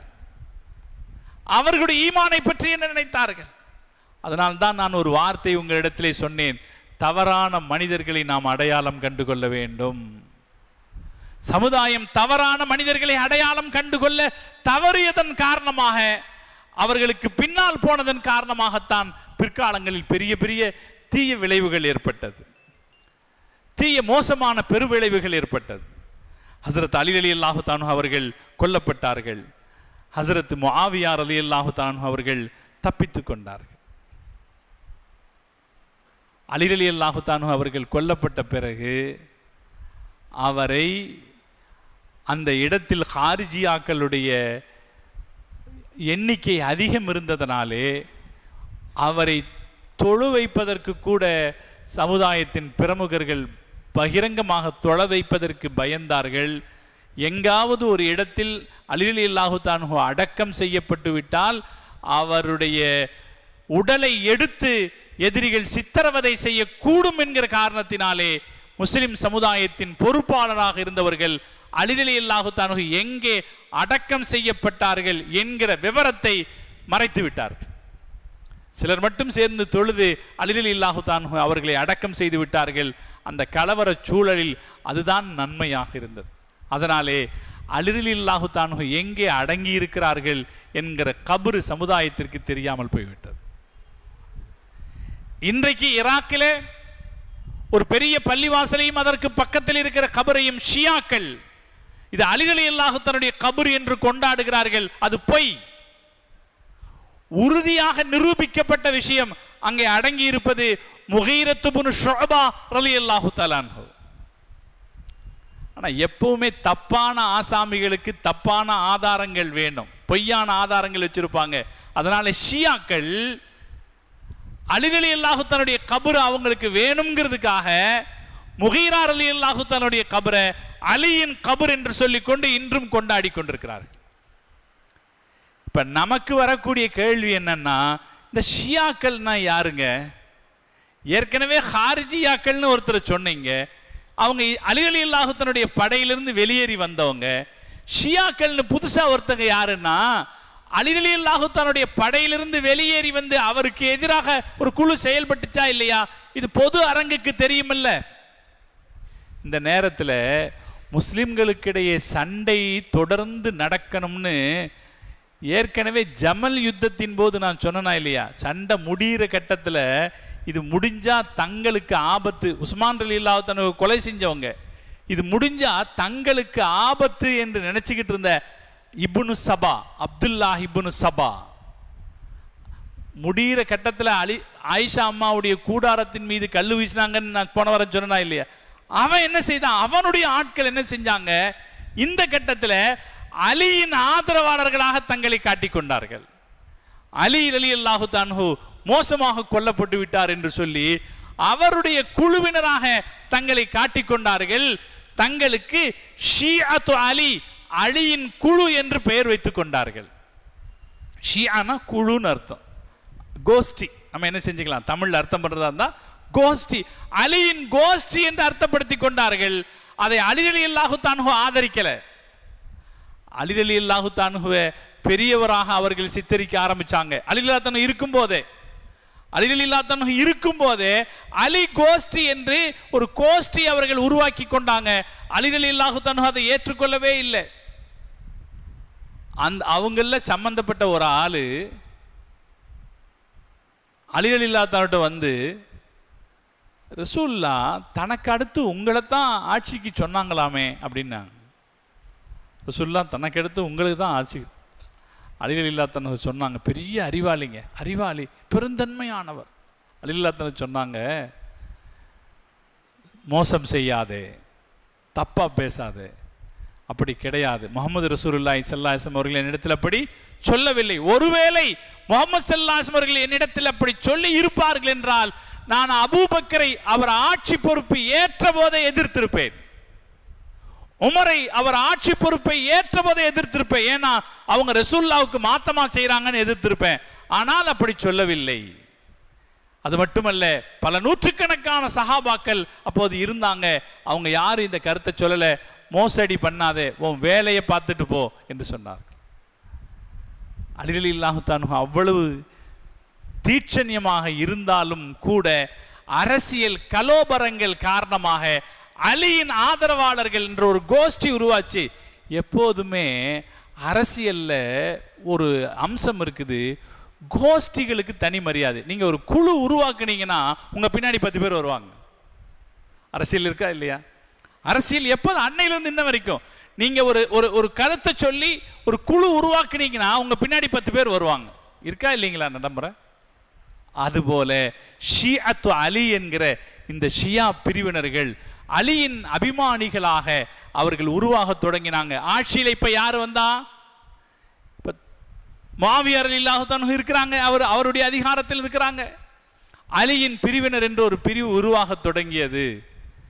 இந்த காலகட்டத்தில் அலி ரலியல்லாஹு அன்ஹு அவர்கள் கொல்லப்பட்ட உடனே மக்கா மதீனாக்காரர்கள் ஹசன் ரலியல்லாஹு அன்ஹு அவர்களை ஆட்சி பொறுப்புக்கு நியமித்தார்கள்.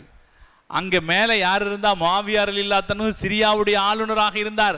அவர் ஜனாதிபதி ஆகல, அவர் அங்க கவர்னராகத்தான் இருக்கிறாரு. இங்கே ஜனாதிபதி இருந்த இடத்துல ஜனாதிபதி வஃபாத் ஆயிட்டாரு, ஷஹீத் ஆயிட்டாரு. என்ன செய்யறது? ஜனாதிபதியாக மக்கள் அலி ரலியல்லாஹு தன்னுடைய மூத்த மகன் ஹசன் ரலியல்லாஹு அன்ஹுவை தேர்ந்தெடுக்கிறார்கள்.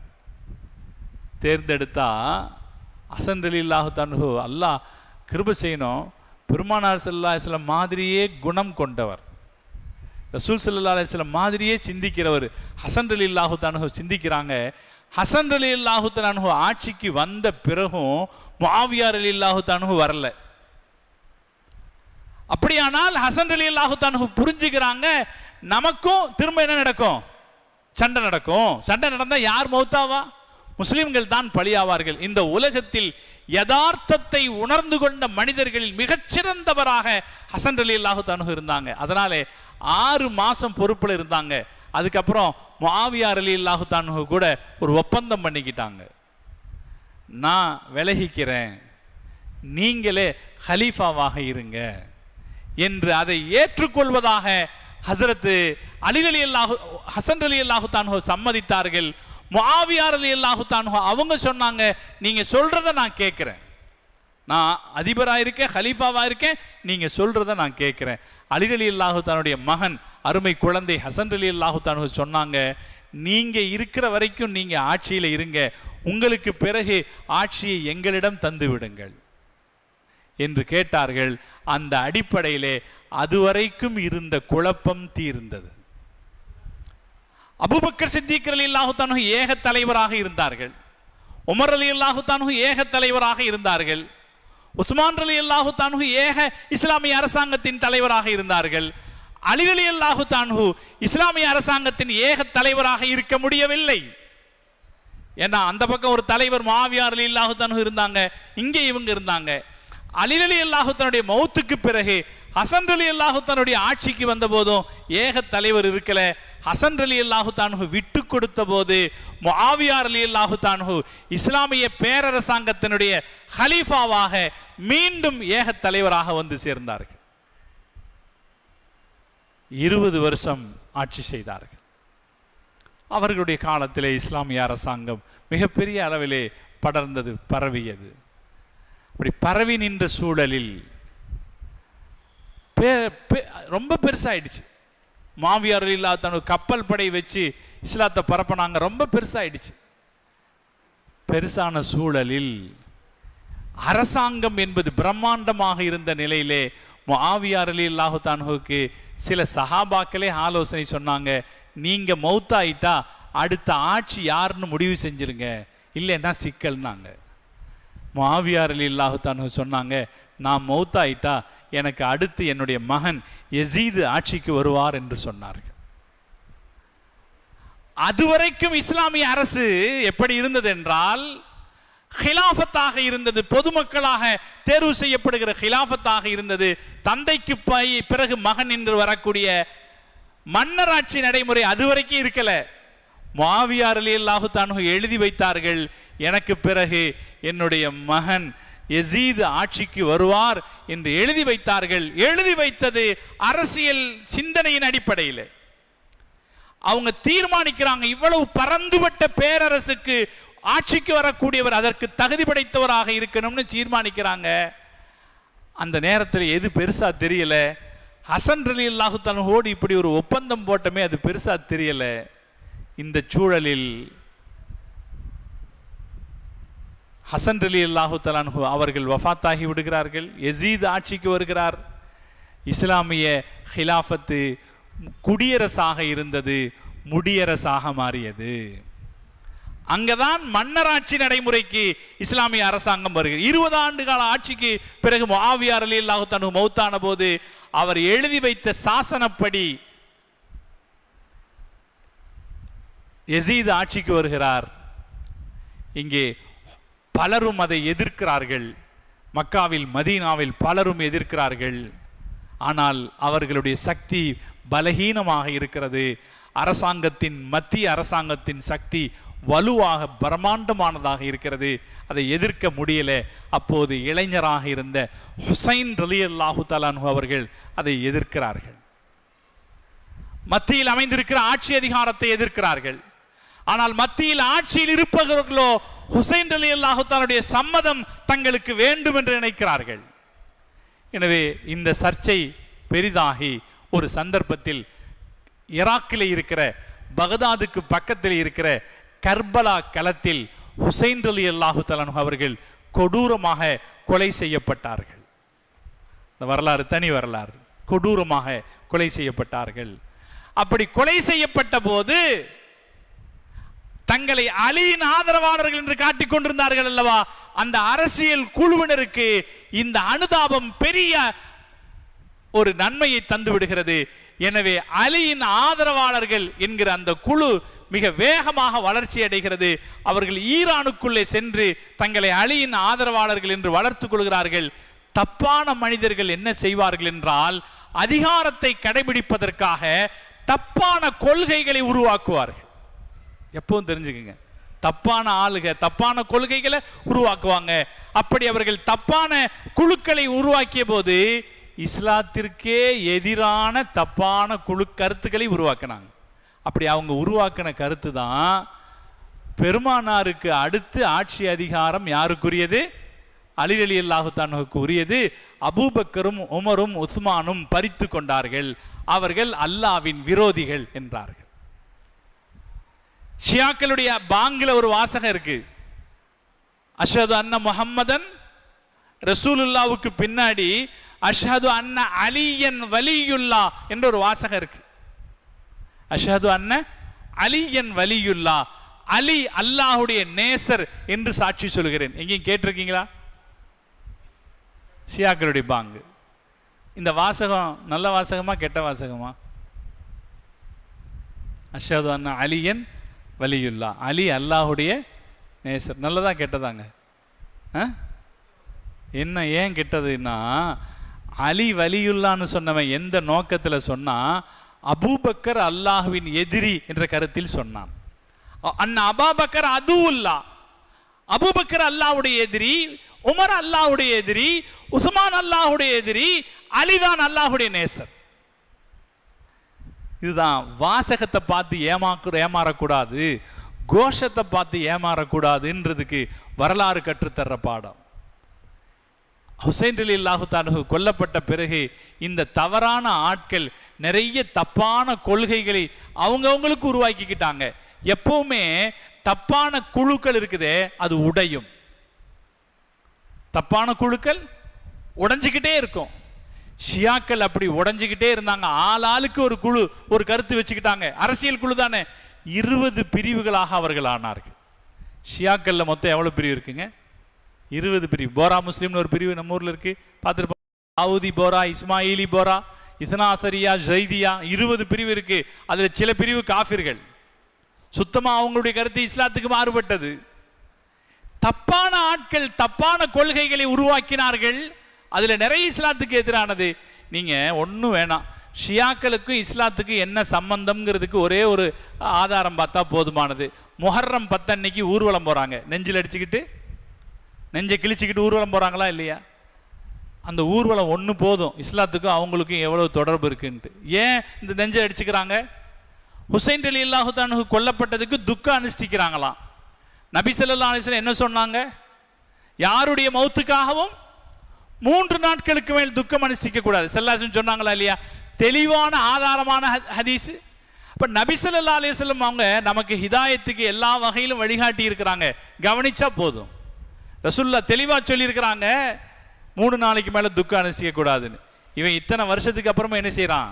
நீங்க ஒரு பெரிய கொடுமை என்னன்னா, மதீனாவுக்கு வந்து ரசூலுல்லாஹ்வுடைய மன்னரைக்கு பக்கத்துல வரமாட்டான். ஏன்னா அங்க அபூபக்கர் ரலியல்லாஹு தஆலா இருக்கிறாங்க, உமர் ரலியல்லாஹு தஆலா இருக்கிறாங்க, வரமாட்டான். வெளியே வாசல்ல உட்கார்ந்துக்கிட்டு நீ என்ன சொல்லணும், யா ரசூலல்லாஹ்னு சொல்லணும். அப்படித்தானே? யா ரசூலல்லாஹ் சொல்ல மாட்டான், யா ஹுசைன் யா ஹுசைன் நெஞ்சில் அடிப்பான். அப்ப அவனுக்கு தீனுக்கு எவ்வளவு தூரம்னு பாருங்க.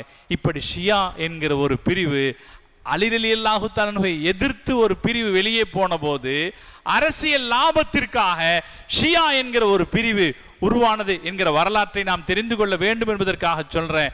இங்கே என்ன நடந்தது என்றால், இஸ்லாமிய அரசியல் வரலாற்றில் அதுவரைக்கும் ஹிலாஃபத்தாக இருந்த இஸ்லாமிய அரசு முஆவியா ரலியல்லாஹு தஆலா அவர்களுக்கு பின்னால் முடியரசாக மன்னராட்சியாக மாறியது. அந்த மன்னராட்சிக்கு ஒரு பெயர் வந்தது, உமையா அரச வம்சம். உஸ்மான் ரலியல்லாஹு தஆலா, முஆவியா ரலியல்லாஹு தஆலா இவங்க எல்லாம் உமையா குடும்பத்தவர்கள்.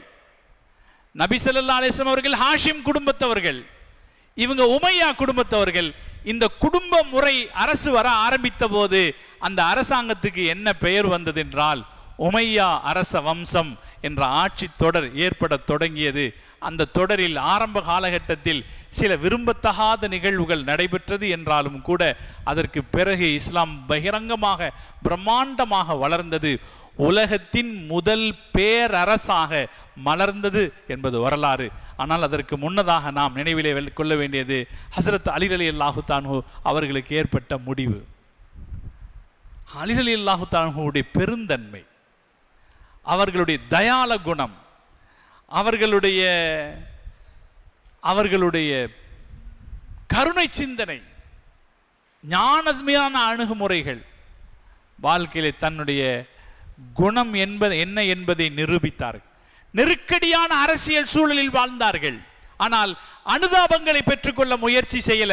நான் ரசூலுல்லாஹ்வுடைய மருமகன் அப்படின்னு சொல்லி அனுதாபத்தை வாங்க முயற்சி பண்ணல.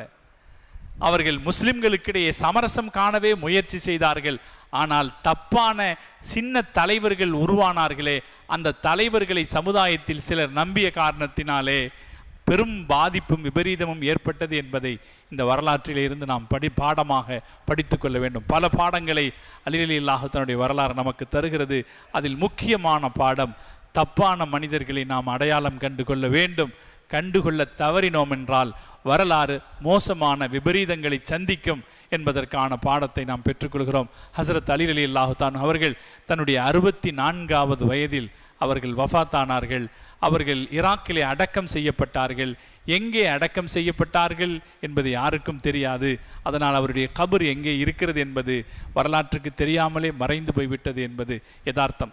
அலி ரலியல்லாஹு தஆலா அவர்கள் ஃபாத்திமா அம்மாவுக்கு பிறகு பல பெண்களை திருமணம் செய்து கொண்டார்கள். 4 பேர் தான், 4 மனைவியர் தான். ஆனால் பலரை திருமணம் செய்து கொண்டார்கள். அதில் நிறைய குழந்தைகள் அலி ரலியல்லாஹு தஆலா அவர்களுக்கு பிறந்தது. ஹசன் ஹுசைன் ரலியல்லாஹு தஆலாவை தவிர வேறு பல நிறைய குழந்தைகளும் ஹசரத் அலி ரலியல்லாஹு தஆலாவுக்கு பிறந்தது. அந்த வம்சத்தின் வழியாக முஹம்மது ரசூலுல்லாஹி ஸல்லல்லாஹு அலைஹி வஸல்லம் வம்சத்தொடர் உலகத்தில் இன்று வரைக்கும் நிலைத்து கொண்டிருக்கிறது என்பதை நாம் தெரிந்து கொள்ள வேண்டும், நினைவில் வைத்துக் கொள்ள வேண்டும். அல்லாஹு ஜல்ல ஜலாலுஹு அலி ரலியல்லாஹு தஆலா அவர்களை போன்ற புண்ணிய புருஷர்களுடைய வரலாற்றின் வழியாக நம்முடைய ஈமானிய வாழ்க்கையை சீரமைத்துக் கொள்ள அல்லாஹ் தௌஃபீக் செய்வானாக என்று துஆ செய்து நான் நிறைகிறேன். طلع البدر علينا من ثنيات الوداع وجب الشكر علينا ما دعا لله داعي صلى الله على محمد صلى الله عليه وسلم صلى الله على محمد يا ربي صل وسلم